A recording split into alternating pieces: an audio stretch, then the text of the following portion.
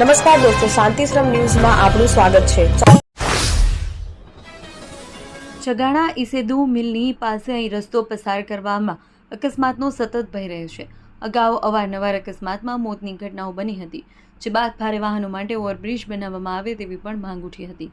તેવામાં સરકાર દ્વારા મહેસાણા સ્ટેટ પ્રોજેક્ટ દ્વારા સુપરફાસ્ટ એક્સપ્રેસ કોરિડોર અંતર્ગત તમામ 4 રસ્તા પર બ્રિજ નિર્માણના ભાગરૂપે છગાણા 4 રસ્તા પર દિવાલ પર બ્રિજ તૈયાર કરી લેવામાં આવ્યો છે, જેથી પણ રવિવાર સવારથી તમામ વાહનોની અવરજવર શરૂ કરવામાં આવી છે। ભાભર તાલુકાના બુરેઠા ગામની સીમમાં એક ચોંકાવનારી ઘટના સામે આવી છે। અહીં જમાઈએ સામાજિક માથાકૂટને કારણે પોતાની સાસુની ટોમી અને ધોકા વડે હુમલો કરી હત્યા કરી નાખી છે। આ હુમલામાં સાસુને બચાવવા વચ્ચે પડેલ પુત્રવધુ પણ ગંભીર રીતે ઘાયલ થઈ હતી।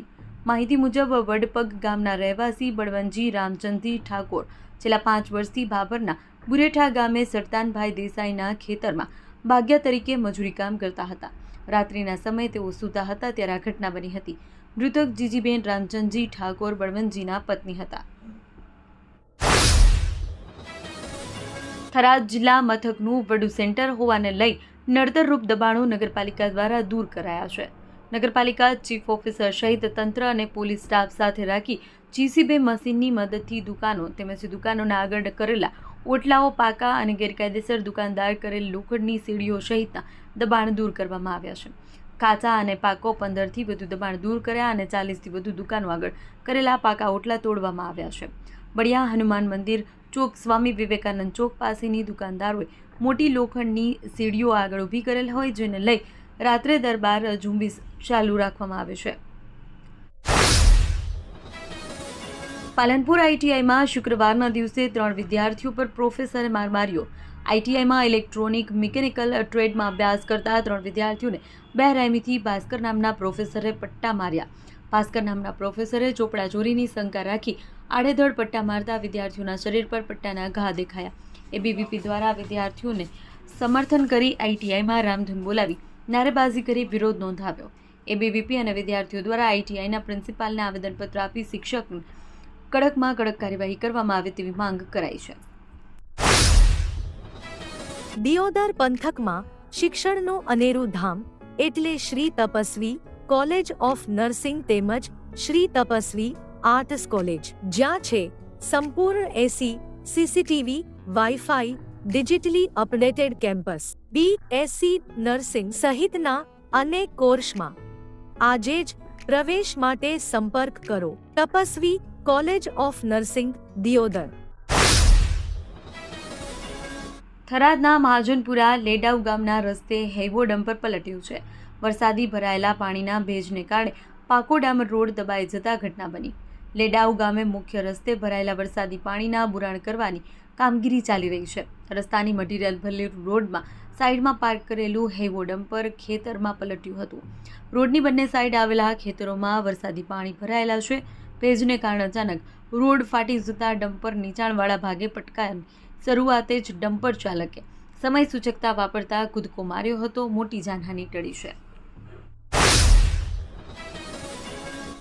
પાટણ નગરપાલિકા વિસ્તારમાં આવેલી જનતા હોસ્પિટલમાં ફાયર સેફટી મોક ડ્રીલનું આયોજન કરવામાં આવ્યું હતું। હોસ્પિટલમાં આગ લાગવા અને દર્દીઓ ફસાયા હોવાની સ્થિતિમાં બચાવ કામગીરીની તૈયારીઓ ચકાસવા માટે આ મોક ડ્રીલ યોજાઈ હતી। આઈસીયુ અને એનઆઈસીયુ જેવી સુવિધાઓ ધરાવતી આ હોસ્પિટલમાં હજારો દર્દી આવતા હોવાથી તેની સુરક્ષાને ધ્યાનમાં રાખી આયોજન કરાયું હતું। મહેસાણાના મોટી ડાવ નજીક ઉત્કર્ષ વિદ્યાલય ખાતે ધોરણ 8માં અભ્યાસ કરતા વિદ્યાર્થીને શાળાના શિક્ષકે સોટી મારતા વિદ્યાર્થીને ઈજા પહોંચી હતી। સમગ્ર બાબતે પરિવારને જાણ થતાં પુત્રને સારવાર માટે પિતા મહેસાણાની સિવિલ હોસ્પિટલ લઈ ગયા હતા। હાલમાં સમગ્ર ઘટના અંગે મહેસાણા તાલુકા પોલીસ મથકમાં શિક્ષક નીલ પટેલ વિરુદ્ધ ફરિયાદ નોંધી તેને કસ્ટડીમાં લેવાયો છે। રેવાસ પાસે થયેલા ગમખ્વાર અકસ્માત બાદ આજે ઈડરમાં કાળજું કંપાવી દે તેવા દ્રશ્યો જોવા મળ્યા છે। અકસ્માતમાં જીવ ગુમાવનાર ભોઈ સમાજના 4 યુવાનના મૃતદેહનું પીએમ કર્યા બાદ જ્યારે તેમને ભોઈવાડા લાવવામાં આવ્યા ત્યારે આખું નગર હિબકે ચડ્યું હતું। કડિયા કામ કરી પરિવારનું ગુજરાન ચલાવતા 4 આશાસ્પદ યુવાનની અર્થી એક જ ફળિયામાં એક સાથે ઉઠતા સમગ્ર પંથકમાં માતમ છવાઈ ગયો હતો। ઉત્તર ગુજરાતનો એકમાત્ર multi city mall happy mall જે આવેલ છે જિલ્લાના વેપારી મથકો દિયોદર, ભાભર, રાધનપુર, વારાહી અને થરાદમાં, જ્યાં મળશે આપને વ્યાજબી દરે જીવન જરૂરિયાતની તમામ વસ્તુઓ તેમજ કપડાં, ગિફ્ટ આર્ટિકલ, પ્લાસ્ટિકની તમામ સામગ્રી, ક્રોકરી અને બીજું ઘણું બધું વધારે. તો આજે જ આવો હેપી મોલ અને કરો ખરીદી તમારી મનગમતી વસ્તુઓની.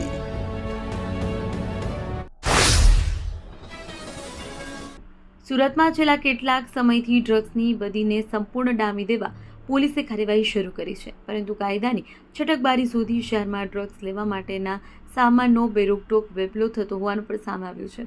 સુરત સ્પેશિયલ ઓપરેશન ગ્રુપની ટીમ દ્વારા શહેરના પોસ્ટ ગણાતા સિટી લાઇટ વિસ્તારમાં આવેલી લિટલ ગોવામાં દરોડો પાડતા અંદરની સ્થિતિ જોઈ અધિકારીઓ ચોંકી ઉઠ્યા હતા. દિયોદર તાલુકાના મોજરૂ જૂના ગામે પોલીસ પર હુમલો કરનાર બુટલેગરના વીજ વિભાગ દ્વારા આરોપીના ઘરના વીજ કનેક્શન કાપી નાખ્યા બાદ આજરોજ ડીવાયએસપી દિયોદરે મોજરૂ જૂના ગ્રામ પંચાયતે જાહેરમાં કાર્યવાહી કરવા સૂચના આપતા પાર્લર પર પોલીસે બુલડોઝર ફેરવ્યું છે અને પાર્લરને તોડી પાડ્યું છે.